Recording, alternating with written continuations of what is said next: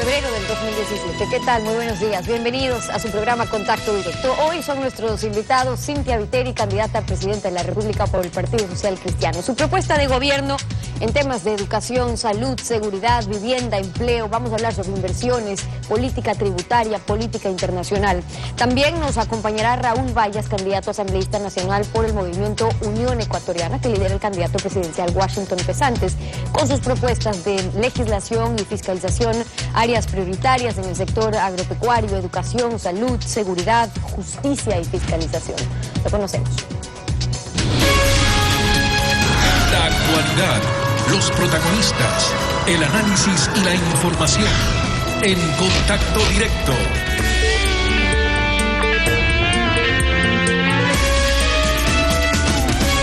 ¿Qué tal, Alfredo? Buenos días, ¿cómo te va? Muy bien, Estefi, buenos días. Buenos días a todos. Continuamos la segunda ronda de entrevistas a los candidatos presidenciales con otro esquema de preguntas y respuestas. En la primera parte con Alfredo y en la segunda conmigo habrá preguntas, repreguntas y al final un mensaje a la ciudadanía con 1 minuto para responder. El reloj en sus pantallas marcará la disminución del tiempo. Al final del minuto se desvanece el audio.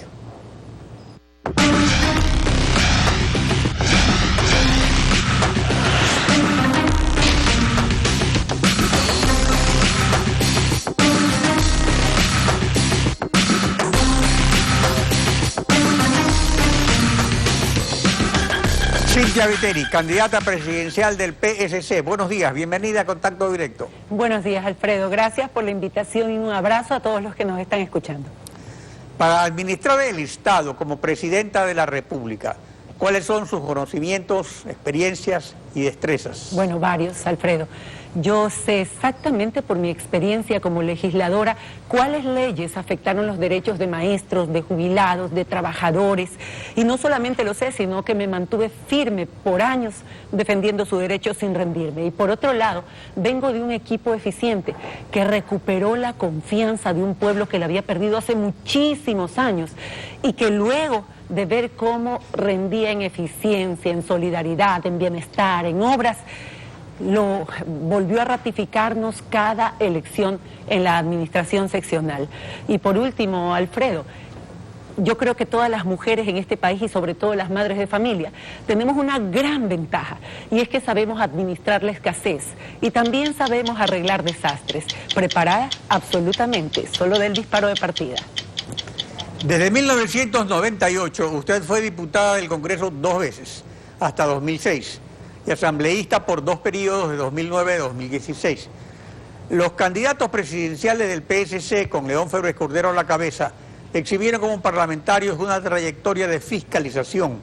Con Febres Cordero el récord contra el gobierno de Osvaldo Hurtado y con Jaime Neot y Javier Neira interpelaciones contra los gobiernos de Rodrigo Borja y Sixto Durán. Usted en el Congreso nunca interpeló o enjuició realmente políticamente a nadie. ¿Por qué? ¿Decisión personal o decisión del jefe del bloque o del jefe del partido? Las decisiones que tomamos los legisladores dentro del bloque son tan independientes que nunca necesitamos que nos digan lo que tenemos que hacer por una razón. Sabemos de qué lado estamos. Cuando atentan contra los derechos de los ancianos, estamos del lado de los ancianos. Cuando atentan contra los derechos de la gente con enfermedades catastróficas, por ejemplo, con cáncer o SIDA, estamos de su lado. Todo este tiempo, inclusive en este periodo, en el último en que yo iba a ser legisladora de esta nación, presenté ante el órgano respectivo de la Asamblea Nacional justamente pedidos de información, que es el inicio de la fiscalización, en las áreas que luego saltaron como nichos de corrupción, hidroeléctricas, petróleo, gas, etcétera. Justamente esos eran los puntos que preocuparon desde el inicio y que no recibieron la información que solicité, al menos a la altura. Ahora vamos a los temas sociales. Del monto total de subsidios, el 2016 para el bono de la vivienda se asigna 49.300.000 dólares, mientras que para el bono de desarrollo humano a favor de mujeres jefas de familia con hijos menores de 18 años se asigna 233.700.000 dólares.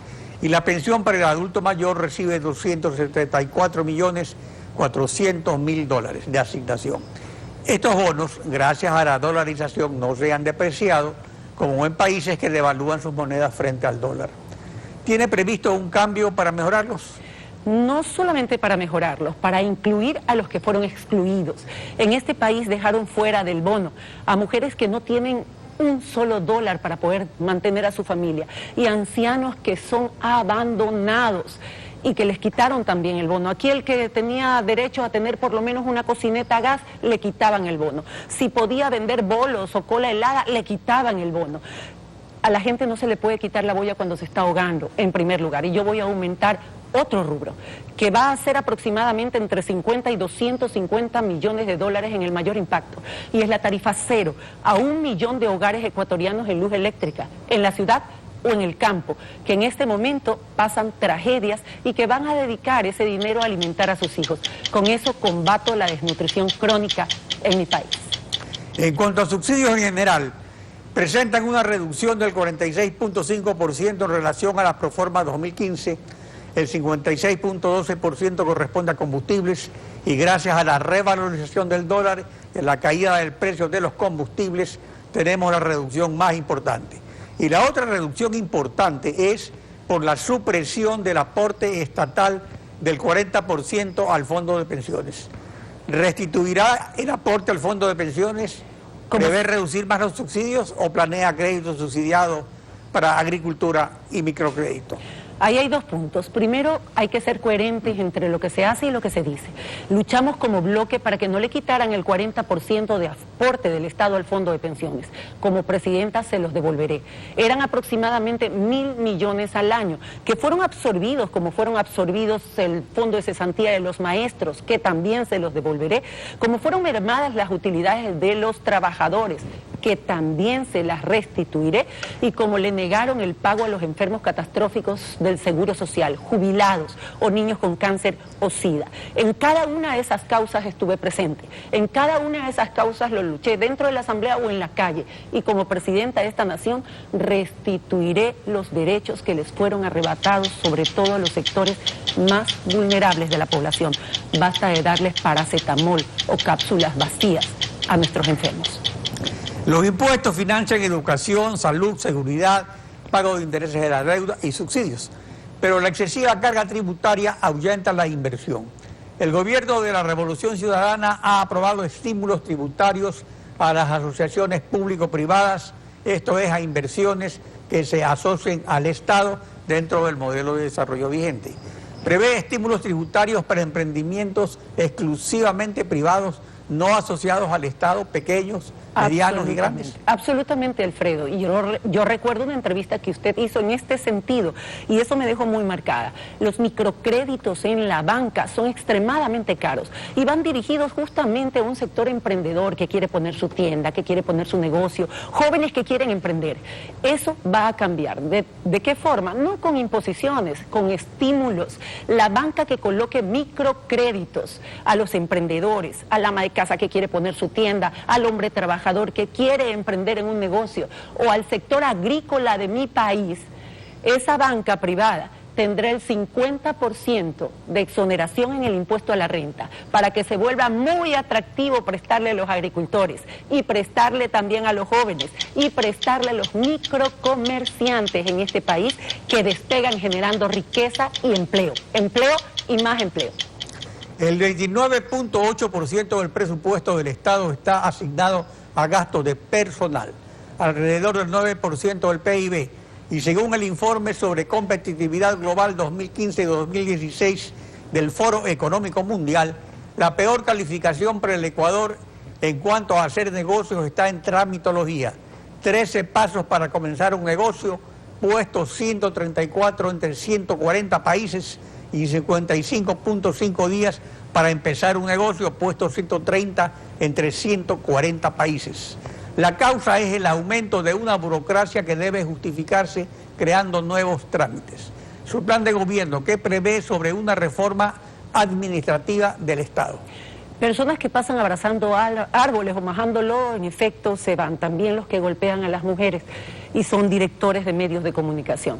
Pero aquí vamos a otro punto, Alfredo.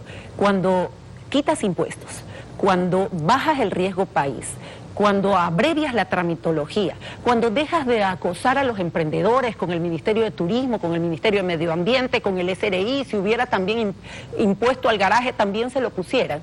Entonces puedes crear una nueva generación de gente que enriquezca esta nación, de trabajadores, de emprendedores.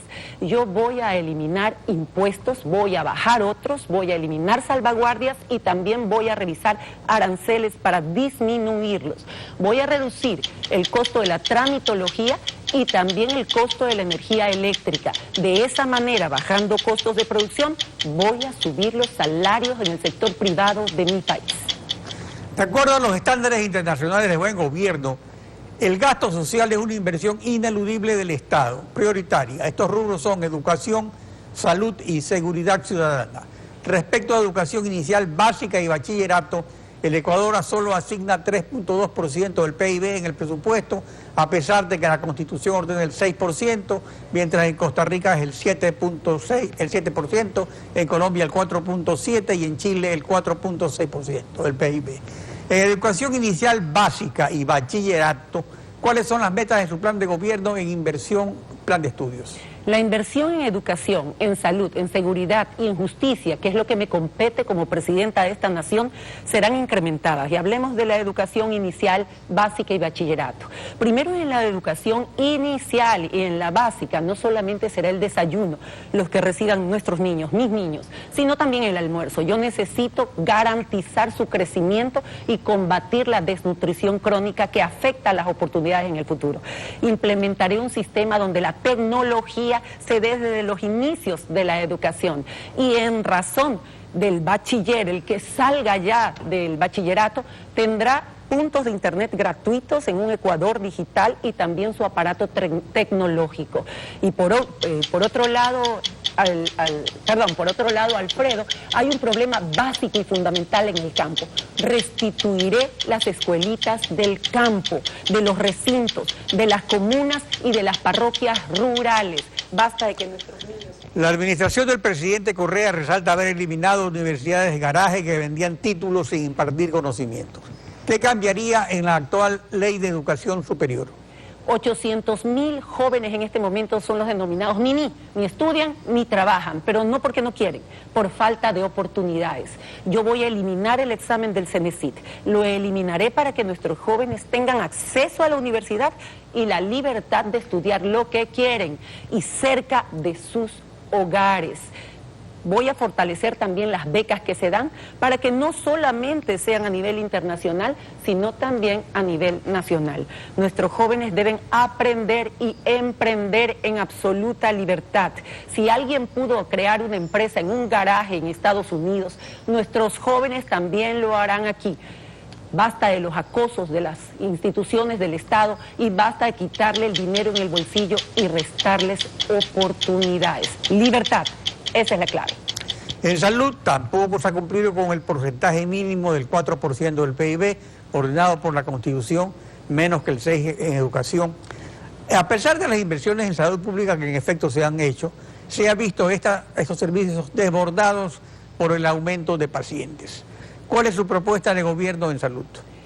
Primero, la situación que usted acaba de describir, no es solo esa. Las citas se postergan entre 6 meses, 1 año o 3 meses en el mejor de los casos.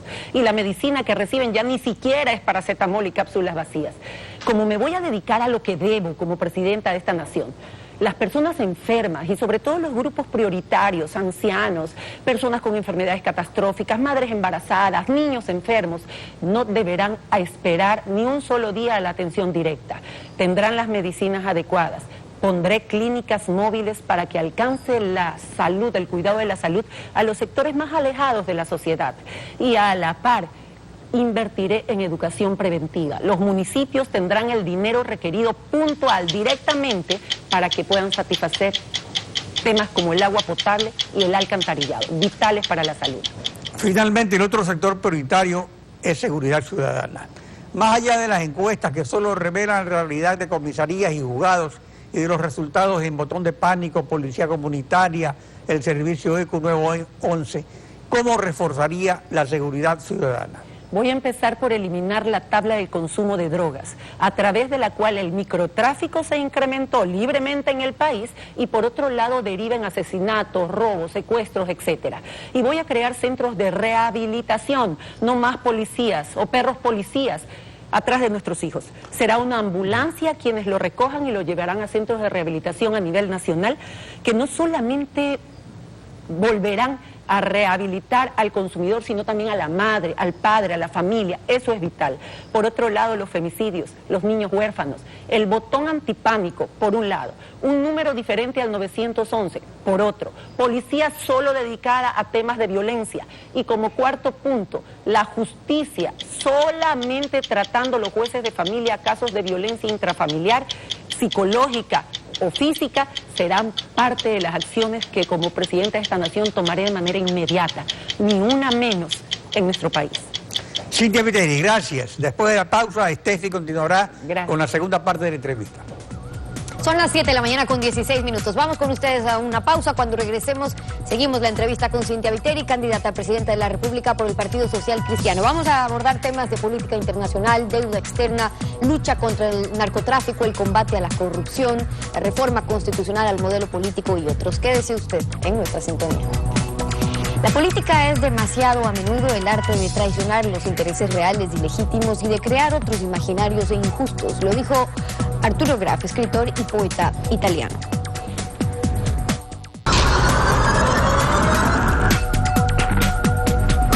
Son las 7:21, continuamos la entrevista a Cynthia Viteri, candidata presidencial del PSC. Esta segunda parte tendrá preguntas, repreguntas y un mensaje a la ciudadanía. Bienvenida nuevamente. Gracias, Steffi. Buenos días. El combate a la corrupción es una deuda pendiente de la Revolución Ciudadana. Después de una década recién está investigando a personajes que dicen son de la partidocracia en relación al caso Odebrecht y a la red de corrupción en Petroecuador.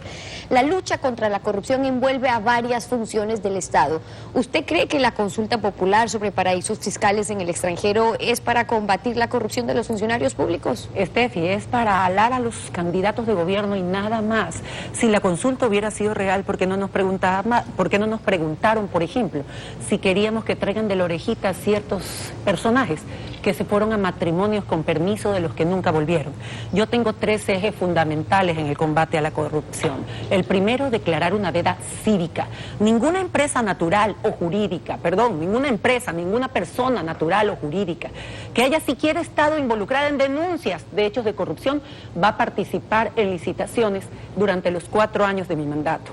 Por otro lado, yo voy a recabar los informes de las comisiones anticorrupción que fueron perseguidas por este gobierno y junto con una comisión internacional ponerlas a la orden de una justicia independiente. Y en tercer lugar, si los delitos de lesa humanidad se persiguen fuera de las fronteras, voy a buscar que se haga lo mismo con los delitos de corrupción. Y sobre uno de esos puntos que usted propone, en efecto, algunos candidatos han planteado esa cooperación, por ejemplo, de Naciones Unidas contra la corrupción, como en Guatemala, donde ha funcionado, por cierto, con éxito. Pero eso, para que se pueda lograr, implica un trabajo conjunto de la Comisión de Naciones Unidas, pero con los funcionarios de las funciones judicial, de transparencia, de control aquí, que van a continuar en funciones por varios años más en ese entorno. Entonces, ¿será posible conseguir buenos resultados como en Guatemala o es imprescindible una reforma constitucional? Yo voy a ir a una consulta popular directa por 3 razones. Me ahorro tiempo, me ahorro dinero y por otro lado tengo el resultado real. ¿Para qué? Para liberar a los organismos de control de la presión del socialismo del siglo XXI.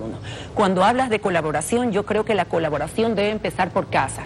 Todas las comisiones que hicieron los informes y que luego fueron enjuiciadas y perseguidas van a tener que poner su trabajo y su contingencia sobre la mesa. Solamente así, con la Comisión Internacional de las Naciones Unidas y con una justicia independiente, sin un Consejo de la Judicatura manejándolos como títeres respecto de sus hilos y sus decisiones, vamos a poder transparentar todo lo sucedido siempre. A mí no me pongan fechas, siempre, cuando quieran, en el año que sea. Y a través de una página web, todos los contratos van a ser conocidos por cualquier persona y los que firme yo también. Y sobre eso ahondemos en cómo hacerlo, porque todos los candidatos plantean cambios al modelo político, económico vigente mediante una reforma constitucional, pero hay varias formas de hacerlo según la Constitución. Usted ya escogió un camino frente a una consulta popular o una constituyente. ¿Por qué? ¿Cuáles son las ventajas y desventajas? Mi experiencia, Steffi, yo conozco a cada una de las personas que han hecho política en este país. He estado ya 20 años aproximadamente en política, los conozco, me he mantenido como hasta ahora puedo presentarme a la opinión pública para poder mirarlos de frente con toda la transparencia, pero sé quiénes hicieron qué camisetas se pusieron y a dónde van sus inclinaciones. Por eso yo acudo al pueblo, por las 3 razones que te dije: transparencia en la decisión final, ahorro recursos que necesito para otras áreas y además rapidez. Cualquiera se cambia de camiseta después de un año en la Asamblea Nacional Constituyente y no pone sobre la mesa los resultados de lo que la gente quiere. En efecto, la gente, a través de su voto, cambiará las cosas que le molestan casi inmediatamente que yo asuma el mandato.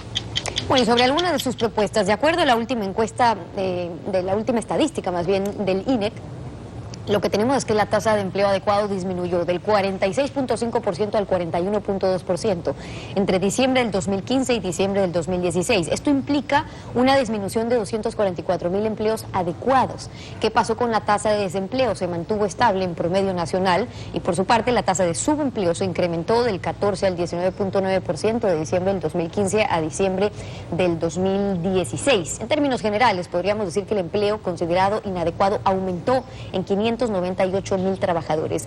Considerando que según el INEC de 10 empleos 9 los da el sector privado, ¿qué sectores de la economía nacional considera necesario usted estimular para crear nuevas plazas de trabajo? Definitivamente todos los sectores están en todas las plazas de trabajo están en el sector privado. Y si yo quiero que el sector privado le brinde empleo a la gente, te devuelva el empleo que te quitaron por un lado y haya nuevas plazas de empleo por otro, tengo que generar confianza y seguridad jurídica para que venga la inversión que produce empleo. Por otro lado, bajaré los costos de producción a través de disminuir impuestos, costo de la energía eléctrica y tramitología. Y por otra parte, en una alianza por el trabajo con el sector privado, emprenderé proyectos como el de vivienda a nivel nacional, sin entrada a 20 años plazo con cuotas bajas. ¿Cuántos empleos genero en esto? Por lo menos 140.000 plazas directas de empleos, más las que se generen de manera indirecta. Con el mismo sector privado, emprenderé la carretera, por ejemplo, de Quito-Guayaquil. 52.000 empleos entre directos e indirectos. Esa es la alianza por el trabajo que empezaré el mismo día de mi mandato. Las relaciones internacionales están vinculadas a los intereses comunes de los países en la comunidad internacional, en política, en economía y de acuerdo a de preferencias comerciales recíprocas. ¿Cuáles serán los objetivos de su política internacional en ese ámbito? Ir a abrir mercados. Steffi, ya aquí en Ecuador estamos invadidos, por ejemplo, de camisetas chinas, de televisores chinos, y todavía tenemos miedo de irle a vender a los chinitos lo que nosotros producimos. Somos nosotros los que no estamos en el exterior. Voy a abrir mercados, no solamente con Europa, cuyo convenio, cuyo tratado se firmó en último momento, sino también a nuestro principal mercado, Estados Unidos. Y por otro lado, a Asia, un mercado de 1.300 millones de habitantes, que nos compraran un banano cada uno por día y vamos a ver cómo despega, sobre todo la agricultura en mi país. Y ese sector tan deprimido, la agricultura, tendrá el sector agricultor, ganadero, tendrá las herramientas necesarias de parte de mí.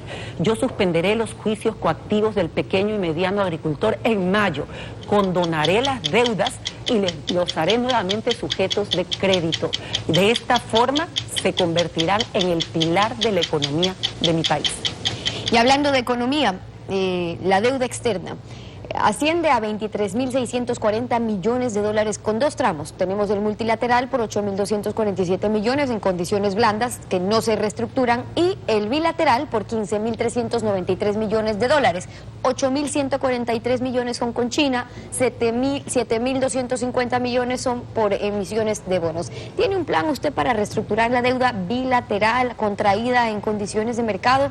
Absolutamente. Este gobierno va cada mes pidiendo o colocando bonos en el mercado internacional a intereses de chulco. Voy a cambiar la deuda cara por deuda barata. ¿Y eso cómo se logra? Bajando el riesgo país, con un programa económico serio, a través del cual vamos a alargar plazos, a reducir intereses, y me pondré en la mesa a revisar los convenios con China, sobre todo las preventas petroleras, que son un misterio. Voy a revisar qué garantías se dieron, en qué condiciones, son ventajosas o no para Ecuador, y sin hacer anuncios escandalosos de no pago, sí voy a sentarme en la mesa con nuestros acreedores, les garantizaré su pago, pero a mí me extienden los plazos, me bajan los intereses y me dan meses o años, perdón, de gracia para poder dedicarme a las cosas que debo invertir: salud, educación, seguridad y justicia. Y otro tema que preocupa a los ecuatorianos es lo que respecta a lo ambiental, que es privilegiado por la agenda internacional. Y la Constitución ecuatoriana ha sido la primera en el mundo en dar derechos a la naturaleza, que han quedado, por cierto, en letra muerta cuando hay un afán del gobierno nacional o de los GATS de disponer de más dinero. La gran minería en fuentes de agua no solo que desplaza a pueblos ancestrales en la selva, sino que contamina a seres humanos y a los cultivos. ¿Cuál será su política de Estado frente a la minería de cielo abierto? No solamente frente a la minería de cielo abierto, Steffi, en general también a la explotación petrolera. Nuestros indígenas y nuestros pueblos ancestrales son los defensores de nuestra selva y por lo tanto de nuestra vida.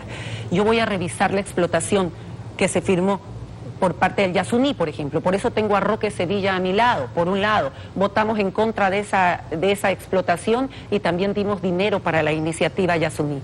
En lo que respecta a minería, en este momento se están tragando a Zaruma por invadir la zona de exclusión, y en Cuenca están contaminando el agua más pura que puede haber en el Ecuador. Voy a revisar cada convenio.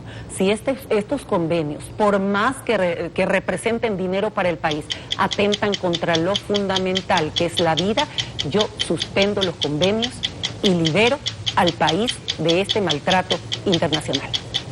Colombia, Perú y Ecuador forman parte de este triángulo de la cocaína, los dos mayores productores mundiales, y el Ecuador como país de tránsito hacia los mercados internacionales. Y una estrategia de los cárteles del narcotráfico internacional es impulsar el consumo interno para distraer a la policía. Y esto se desarrolla también aquí a través del microtráfico, bajo la despenalización del consumo, que por cierto no es nueva. ¿Cuál es su plan para combatir el microtráfico que afecta tanto a nuestra juventud? El microtráfico, en efecto, es la consecuencia de lo que acabas de describir, Steffi, pero se originó con una puerta abierta bastante sospechosa: esa aprobación de la tabla del consumo mínimo. Yo voy a eliminar la tabla del consumo mínimo, voy a crear centros de rehabilitación, voy a rehabilitar también a la familia y a capacitar a las madres para que puedan detectar síntomas en sus hijos si están consumiendo o no droga. Por otro lado, llegaré a acuerdos internacionales, porque el combate al narcotráfico no se lo hace de manera aislada, se lo hace en conjunto con varios países en una política internacional que va a proteger a nuestras familias, a nuestros niños. Van a pasar las mujeres, las madres de mi familia, que ahora hacen ronda 24 horas con palos y piedras para proteger a sus hijos, a ser auxiliadas tanto por los centros de rehabilitación como por ambulancias y personal adecuado. Y esas son las propuestas de Cynthia Viteri. Candidata, tiene usted un minuto para un mensaje al electorado. Es simple, Steffi. Yo les pido una sola cosa a todos los que me están escuchando en este momento. Como presidenta de esta nación, necesito solo que permanezcan a mi lado durante los 4 años de mi gobierno, de nuestro gobierno. Hemos luchado contra dos poderes, el poder político y el poder económico. Sin embargo, ustedes, juntos conmigo, ganamos. Estamos en la segunda vuelta, pero los necesito junto a mí durante los 4 años de mandato, cuando le devuelva a los jubilados, a los maestros, a los trabajadores, a los enfermos catastróficos lo que les pertenece, cuando vuelva a poner las escuelitas del campo, cuando elimine el examen del CENESID, siempre a mi lado. Esa fortaleza no tiene precio y será lo que haga empezar a construir esta nación piedra a piedra, mano a mano, juntos, ustedes y yo. Muchísimas gracias. Cynthia Viteri, candidata presidencial del PSP, PSC. Gracias por su participación aquí. Gracias a ustedes por la invitación. Un gran abrazo. A usted, 7 de la mañana con 33 minutos. Nos tenemos que ir a una pausa. Cuando regresemos estará Raúl Vallas, candidato asambleísta nacional por el movimiento Unión Ecuatoriana, que lidera el candidato presidencial Washington Pesantes. Vamos a revisar su propuesta de legislación, fiscalización, áreas prioritarias.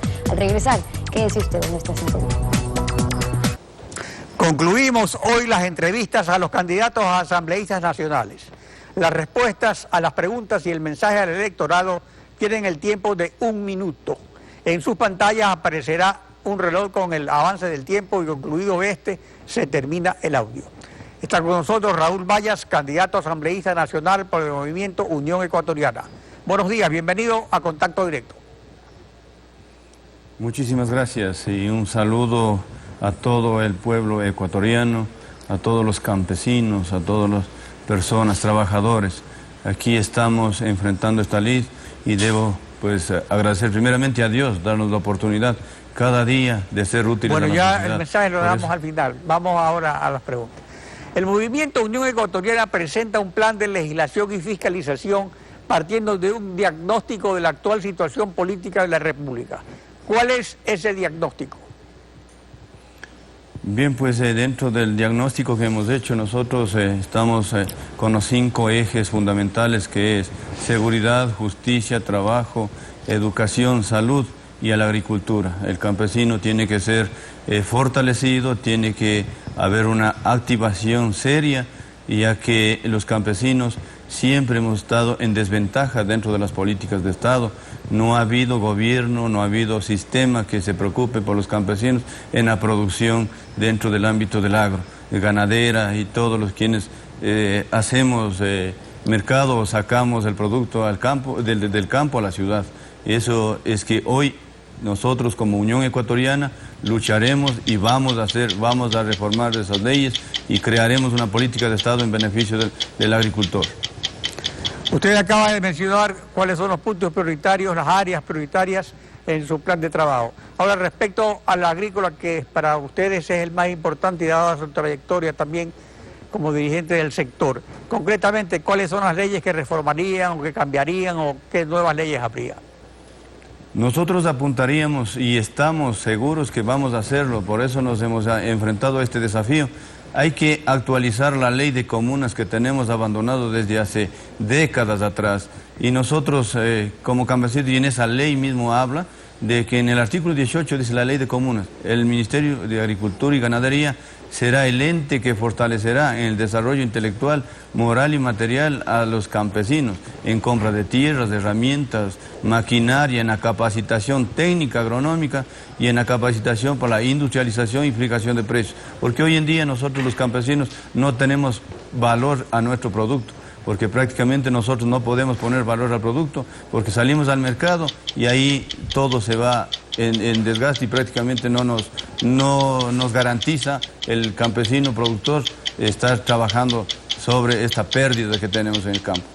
Unión Ecuatoriana ofrece devolver la institucionalidad a entidades de salud. ¿En qué áreas en salud? En el área de salud, por ejemplo, la medicina mismo. Hoy en día es un problema que cuando un campesino se enferma y baja a los centros asistenciales de salud, como centros de salud, hospital, lo que hoy simple y llanamente le recetan es todo para toda enfermedad, de lo que hemos visto y de lo que hemos tenido amargas experiencias, le están recetando solo paracetamol. Y dentro de esto el Estado tiene que buscar alternativas o ver la situación de ayudar en becas a profesionales como médicos que se capaciten y se fortalezcan más, porque prácticamente hoy en día hay médicos que vienen del extranjero, de Cuba, con el respeto que se merecen, pero nuestros médicos, nuestros profesionales prácticamente tienen que estar mendigando trabajo. El mandato de fiscalizar, ¿qué comprende? Dentro del mandato de fiscalizar viene lo importante. Nosotros como agricultores tendremos que fiscalizar, vamos a fiscalizar. Desde 1937 que se creó una ley de comunas, apareció el Banco de Fomento, apareció el Ministerio de Agricultura y Ganadería, que han hecho por nosotros los campesinos, por los agricultores, y hay muchas cosas que nosotros fiscalizaremos dentro de lo que es la producción, porque hoy en día aún al menos el control institucional, por ejemplo, de la aduana, La aduana es un problema, no controla el ingreso de productos de los otros países hacia nuestro país. Los avicultores están quebrados, ganaderos quebrados, y todos por el desmedido descontrol prácticamente de la aduana. Y haremos mucho por el agro, veremos de la mejor manera, y eso lo vamos a hacer y eso lo voy a hacer. Se fiscalizará, se legislará en beneficio del sector agrario, del productor de toda India. Las propuestas que plantea Unión Ecuatoriana necesitan para su impulso en la Asamblea el apoyo de otros bloques y bancadas. ¿Cómo proyectan sumar otros apoyos en base a un gran bloque anticorreísta o de qué manera? Bueno, nosotros como Unión Ecuatoriana estamos convencidos que unidos todos venceremos, y por eso es que invitamos a la ciudadanía, al pueblo en general, voten por una opción nueva. Nosotros somos nuevos, venimos de un proceso, nosotros no somos improvisados, nosotros conocemos la realidad de la problemática del Estado, de la problemática en lo que es seguridad, en lo que es justicia, en lo que es producción, en lo que es la agricultura. Y todos estos problemas nosotros nos fortaleceremos. Y bueno, pues después de todo el electorado sabrá analizar, y les pido que analicen y no volvamos a caer en lo mismo de siempre. Para así nosotros como Unión Ecuatoriana, listas 19, con el doctor Washington Pesantes a la cabeza, legislaremos, fiscalizaremos y cambiaremos esta situación que nos está prácticamente llevando al desastre. Raúl Vallas, tiene un minuto para un mensaje a la ciudadanía. Bien, pues debo agradecer primero a Papito Dios, agradecer a la sociedad que siempre nos viene confiando, al menos como Raúl Vallas, que siempre estamos luchando, porque nosotros siempre trabajamos con una verdadera política. Los ciudadanos, los ecuatorianos de convicción somos políticos, no politiqueros, porque hoy en día la política se ha demigrado tanto que tanto despecho me ha dado ver en las calles, la gente ya no cree en nadie, y qué tan difícil es hacerles ver y hacerles pensar lo diferente, porque nosotros mismos, el pueblo se merece las autoridades que tenemos o que hemos venido teniendo, pero ahora nos merecemos un cambio total y radical, donde que habrá seriedad, compromiso, sin condición alguna. Raúl Vallas, candidato asambleísta nacional por Unión Ecuatoriana. Gracias por acompañarnos en Contacto Directo. Muchísimas gracias. Y así concluimos, como siempre, agradeciéndoles a ustedes por su confianza y sintonía a esta emisión de Contacto Directo, Alfredo. Nos vemos el próximo lunes.